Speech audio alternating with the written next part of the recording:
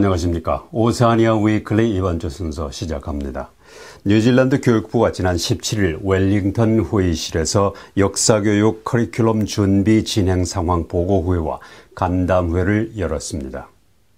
오전 9시 30분부터 오후 4시까지 진지하게 진행된 이날 회의에서는 앞으로의 뉴질랜드 역사교육의 방향을 설정하는 데 중요한 지침이 될 것으로 보입니다. 비공개로 진행된 이번 회의에서 뉴질랜드 최대 마오리 부족인 이위에서 핵심적으로 뉴질랜드 역사 커리큘럼에 관련해 협력하고 있는 대표자들이 참석해 눈길을 끌었습니다. 이 회의에는 이위 부족뿐만 아니라 다른 마오리 부족의 관계자와 뉴질랜드 전역에서 교육 관계자, 사회 지도자, 학자, 교육정책 관련자 등 다양한 분야에서 참석했습니다. 교육부에서는 직접 뉴질랜드 역사교육 커리큘럼을 만들고 있는 담당자들이 참석해 지금까지 준비해온 뉴질랜드 역사교육 방침을 설명했습니다. 이날 오후 회의에서는 어떤 교육 내용을 삽입할 것인지, 교사들은 어떻게 교육 내용을 전달할 것인지 등에 관한 전반적인 논의가 이루어졌습니다. 저희 한유문화원에서는 뉴질랜드의 한국전쟁 참전과 외교 수립, K-컬처, 뉴질랜드 이민 등의 과정에 대해 강조했습니다. 이혜원 공동원장은 부임 토의에서 역사 수업을 진행할 때 그 국가의 문화에 대한 체험 수업도 할 수 있다면 학생들의 이해도가 높아질 것이라고 강조했습니다. 그는 또 앞으로 뉴질랜드 정규 학교 내에서의 한국어 교육과 한국 문화 수업 등이 교과 과정의 수행 과정에 들어갈 수 있기를 희망한다는 뜻을 전달했습니다. 한편 마오리 교육과 비즈니스, 리더십 개발을 도와주는 AATEA의 키와 하모우드는 자신의 아버지가 한국전쟁에 참전했다고 밝혔습니다. 그는 또 아버지가 10여 년 전 한국을 방문했을 때 눈부시게 발전한 한국의 모습을 보고 감탄했고 한국에서 왕처럼 대접을 받고 온 것을 얘기했다고 말하며 한국전쟁이 뉴질랜드 역사의 커다란 부분을 차지하고 있다고 강조했습니다.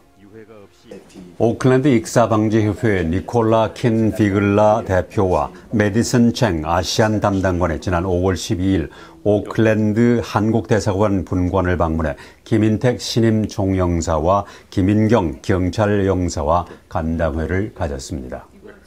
익사방지협회는 이날 뉴질랜드 교민과 유학생, 방문자 관련 사고 현황을 파악하고 사고 방지를 위한 교육과 홍보 방안에 대해서 논의했습니다. 메디슨은 이 자리에서 바다 낚시를 할 경우 반드시 수상안전 조끼를 입어야 하고 면바지나 고무 장화를 신어서는 절대 안 된다며 관련 홍보물 배포를 위한 영사관의 협조를 요청하기도 했습니다. 최근 부임한 김인택 총영사는 한인사회 네트워크를 이용해 많은 사람에게 수상안전에 관한 내용을 홍보하고 한인들의 안전을 위해 최선을 다하겠다고 약속했습니다. 한편 해피월드TV와 익사방지협회는 5월 14일 오클랜드 서쪽 무리와이 비치에서 코리안 비치데이 행사를 열고 물놀이와 바다낚시 안전교육을 실시했습니다.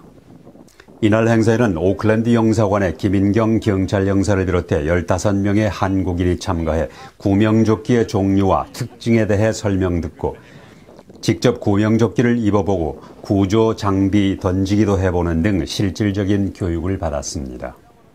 대부분 바위 낚시나 바다 낚시를 하다가 불행한 사고를 당하는 원인은 구명조끼를 입지 않고 옷이나 신발 등에 대한 사전 지식이 없기 때문이라고 오클랜드 익사방지협회는 지적했습니다. 이날 교육은 많은 낚시꾼들이 좋아하지만 자주 사고가 발생하는 오클랜드 서부 무리와이 비치 현장을 찾아 실감 있는 교육이 됐다고 참가자들은 말했습니다. 특히 오클랜드 익사방지협회의 제임스와 브루키가 높은 파도 속에서 구조하는 모습을 시연해 많은 감동을 주었습니다. 오클랜드 익사방지협회는 바다낚시의 위험성과 안전정비 그리고 긴급 구조 방법 등 다양한 내용을 직접 시범을 통해 보여주어 실감 있는 교육이 됐습니다. 해피월드TV와 오클랜드 익사방지협회는 앞으로도 계속 교민들의 수상안전을 위한 교육을 할 계획으로 있습니다. 뉴질랜드 최대 도시인 오클랜드와 남섬 최대 도시인 크라이스트처치에서는 지난 15일 한인회장 선거가 있었습니다. 조효섭 후보와 홍승필 후보가 출마한 오클랜드 한인회장 선거에서는 조효섭 후보가 1125표를 얻어 686표를 얻은 홍승필 후보를 누르고 제16대 오클랜드 한인회장에 당선됐고, 감사에는 원유경 후보가 단독 출마해 찬성 다수로 당선됐습니다. 또 같은 날 크라이스트처치 한인회장 선거에서는 메리윤과 한혜정 후보가 출마해 메리윤 후보가 당선됐습니다. 한편 오클랜드 한인회장 개표 현장에서는 지역별로 개표를 하자는 참석자들의 의견과 한꺼번에 개표하자는 선관위의 의견이 맞서 논쟁이 오갔으나 선관위 측이 다수결 의사를 받아들여 지역별 개표를 하게 됐습니다. 오클랜드 한인회관에서 진행된 개표 상황은 저희 해피월드 TV가 단독으로 실시간 방송을 해 오클랜드 한인들은 물론 뉴질랜드 전국과 다른 나라에서도 시청을 할 수 있었습니다. 독일의 한 시청자는 오클랜드 한인회장 투표는 너무 진지하고 엄격하게 관리되는 것 같은 분위기라서 놀랐다는 문자를 보내오기도 했습니다. 뉴질랜드의 기술이민 카테고리가 바뀌고 정부가 고용주에 대한 책임을 강화할 것으로 알려졌습니다. 스튜어트 내쉬 관광부 장관은 건강이 좋지 않은 크리스 파포이 이민부 장관을 대신해 지난 월요일 저녁 이와 관련한 연설을 했습니다. 그는 뉴질랜드가 숙련도가 낮은 노동자에 의존하지 않고 더 높은 기술을 가진 사람들을 끌어들이기를 원한다고 말했습니다. 스튜어트 내쉬 장관은 이번에 바뀌는 기술이민의 요점은 임시노동자, 파트너의 노동권, 숙련된 이주자 범주라고 말했습니다. 뉴질랜드 정부는 해외 인력을 고용하기 전에 임시직 근로자는 실제로 일손이 부족한 분야에 대해서만 채용하도록 했습니다. 정부는 또 기술이민에 관한 카테고리도 재검토하기로 했습니다. 고용주가 최저임금 이상을 지불하지 않거나 과도한 노동을 시키는 등 임시 노동자에 대한 착취는 용납할 수 없는 행위로 처벌을 받게 됩니다. 내쉬 장관은 코로나 바이러스가 도전과 혼란을 가져왔지만 시스템의 단점을 바꿀 수 있는 기회를 제공했다고 말했습니다. 호주 정부는 예방접종의 지연을 막고 공급량을 늘리기 위해서 모더나 백신 2,500만 회분을 확보했습니다. 호주 정부는 mRNA 백신 1,000만 회분이 연말에 도착할 예정이며 내년에는 1,500만 회분을 접종하게 된다고 밝혔습니다. 호주는 지금까지 280만 회의 백신을 접종했는데 이는 전체 인구 5천만 명에 비해 크게 저조한 접종 실적입니다. 호주에서는 50세 이상 모든 국민에게 면역 프로그램을 개방했습니다. 호주는 당초 아스트라제네카 백신에 크게 의존해 10월 말까지 전 국민에 대한 예방접종을 목표로 삼았습니다. 그러나 이 목표는 혈전 위험에 대한 우려가 높아지자 폐기돼 지난 4월 50세 미만의 사람들에게 다른 백신을 접종받도록 권고했습니다. 또한 호주에서는 파이자 백신을 사용하고 있지만 현재 재고량은 2천만 회분에 불과해 2천만 회분을 추가로 주문한 것으로 알려졌습니다. 오클랜드시 의회는 빠른 시일 내에 코로나 바이러스의 영향을 극복하기 위해 수십억 달러의 투자를 하겠다고 발표했습니다. 시민들은 내년에 5%의 일회성 세금 인상을 경험하게 될 것으로 보입니다. 필고프 오클랜드 시장은 지난주 앞으로 10년 동안 환경과 수자원 인프라, 교통, 공원, 지역사회시설에 수십억 달러를 투자하겠다고 밝혔습니다.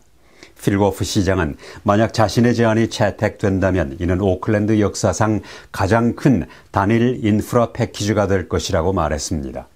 이로써 교통, 주택, 환경 분야에 추가로 560만 달러를 투자해 전체 투자액은 318억 달러에 이르게 될 것입니다.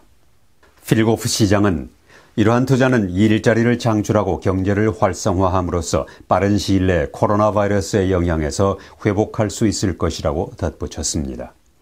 오클랜드 시장의 이 제안을 지원하기 위해서는 내년 오클랜드 시민들의 세금을 5% 인상해야 가능할 것으로 보입니다.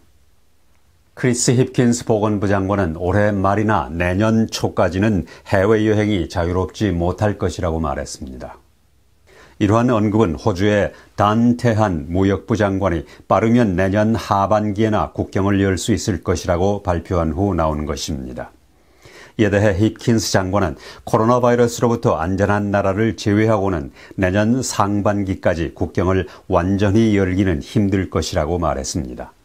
그는 또 호주의 정책이 매우 타당성이 있다고 말하고 국경을 일시에 활짝 열기는 힘들고 시간을 가지고 서서히 열 수밖에 없을 것이라며 지금 그 시기를 예측하기는 힘든다고 말했습니다. 탄소 배출을 없애기 위해서 한 회사가 해밀턴 전역에 전력을 공급할 수 있을 정도로 큰 솔라 팜에 3억 달러를 투자할 것으로 알려졌습니다. 뉴질랜드 최대의 솔라 에너지 회사인 로즈스톤 에너지는 북섬 북쪽 지역에 내년까지 5군데 솔라 팜을 건설할 계획으로 있습니다. 이 계획에 따르면 다가벨, 카이타이아, 파카타네, 에즈켐 그리고 피티앙가에 태양에너지를 제공할 500헥타르의 땅에 50만 개의 솔라 패널을 세우는 것으로 되어 있습니다. 로즈스톤 에너지는 이 솔라 팜이 완성되면 전력 시장의 판도를 바꿀 수 있다며 뉴질랜드의 현재 태양광 발전량을 8배로 늘리게 될 것이라고 말했습니다. 이 5개 농장에서 생산되는 약 400기가와트아워의 전력은 청정하고 재생 가능한 에너지를 생산할 수 있으며 이는 5만 5천 가구 또는 15만 대 이상의 전기 자동차에 전력을 공급하기에 충분한 양이라고 로즈스톤 에너지는 밝혔습니다.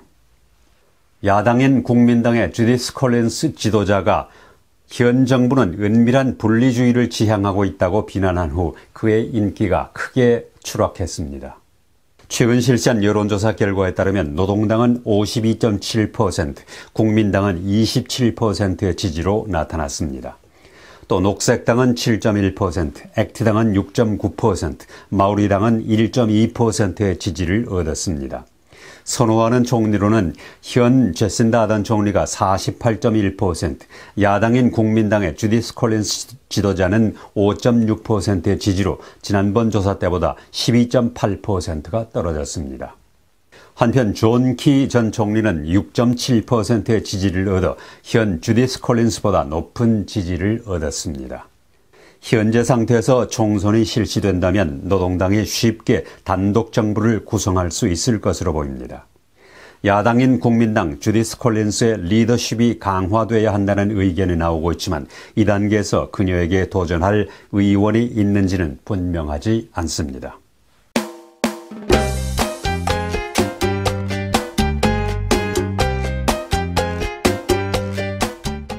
오세아니아 위클리 이번 주 순서를 마칩니다. 감사합니다.